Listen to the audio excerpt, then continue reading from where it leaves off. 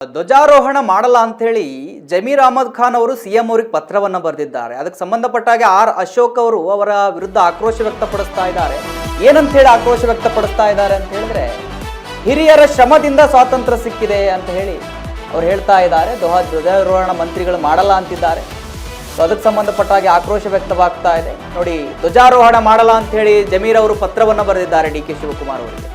ಸಚಿವ ಜಮೀರ್ ವಿರುದ್ಧ ಆರ್ ಅಶೋಕ್ ಅವರು ಆಕ್ರೋಶವನ್ನು ವ್ಯಕ್ತಪಡಿಸ್ತಾ ಇದ್ದಾರೆ. ನಮ್ಮ ಪೂರ್ವಿಕರ ಶ್ರಮದಿಂದ ಸ್ವಾತಂತ್ರ್ಯ ಸಿಕ್ಕಿದೆ, ಮಂತ್ರಿಗೆ ಸ್ವಾತಂತ್ರ್ಯ ದಿನಾಚರಣೆಯಲ್ಲಿ ಭಾಗಿಯಾಗಲ್ಲ ಅಂತ ಹೇಳಿ ಹೇಳ್ತಾ ಇದ್ದಾರೆ. ಇಂಥವರಿಗೆ ಸಚಿವರನ್ನಾಗಿ ಮಾಡಿದ್ದಾರೆ ಡಿ ಕೆ ಶಿವಕುಮಾರ್ ಅವರು ಅಂತ ಹೇಳಿ ಆರ್ ಅಶೋಕ್ ಅವರು ಆಕ್ರೋಶ ವ್ಯಕ್ತಪಡಿಸ್ತಾ ಇದ್ದಾರೆ.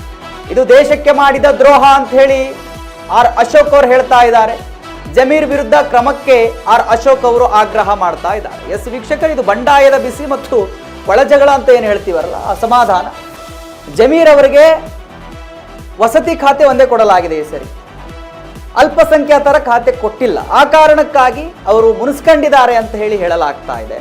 ಸೊ ಆ ಸಂಬಂಧ ವಿಜಯನಗರ ಉಸ್ತುವಾರಿ ಸಚಿವರು ಜಮೀರ್ ಅಹಮದ್ ಖಾನ್ ಅವರು ಅಲ್ಲಿ ನಾನು ಏನು ಈ ಬಾರಿ ಧ್ವಜಾರೋಹಣ ಮಾಡಲ್ಲ ಅಂತೇಳಿ ಪತ್ರದಲ್ಲಿ ಉಲ್ಲೇಖ ಮಾಡಿ ಕಳಿಸಿದ್ದಾರಂತೆ.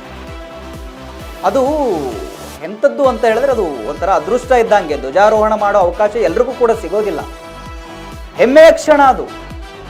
ದೇಶಕ್ಕೆ ಸ್ವಾತಂತ್ರ್ಯ ಸಿಕ್ಕ ಒಂದು ನೆನಪಿಗಾಗಿ ಗೌರವದಿಂದ ಹೆಮ್ಮೆಯಿಂದ ಧ್ವಜಾರೋಹಣವನ್ನು ಮಾಡ್ತೀವಿ.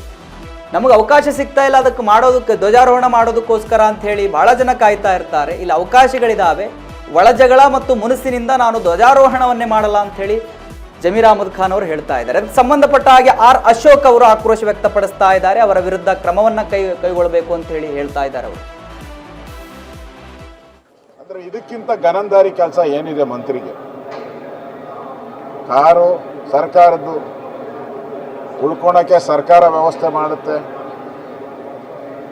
ಸ್ವಾತಂತ್ರ್ಯ ತಂದು ಕೊಟ್ಟಾಗ ಎಲ್ಲ ಜೈಲಿಗೆ ಹೋದ್ರು, ಪ್ರಾಣ ಕೊಟ್ಟರು, ಪ್ರಾಣನೇ ಕೊಟ್ಬಿಟ್ರು, ಜೈಲಿಗೆ ಹೋದ್ರು, ತಮ್ಮ ಇಡೀ ಮನೆ ಆಸ್ತಿ ಎಲ್ಲ ಹೋದರೂ ಕೂಡ ಅವರು ಸ್ವಾತಂತ್ರ್ಯ ಚಳುವಳಿಯಲ್ಲಿ ಭಾರತ್ ಮಾತಾ ಕಿ ಜೈ, ಒಂದೇ ಮಾತರಂ ಅಂತ ಹೋದರು.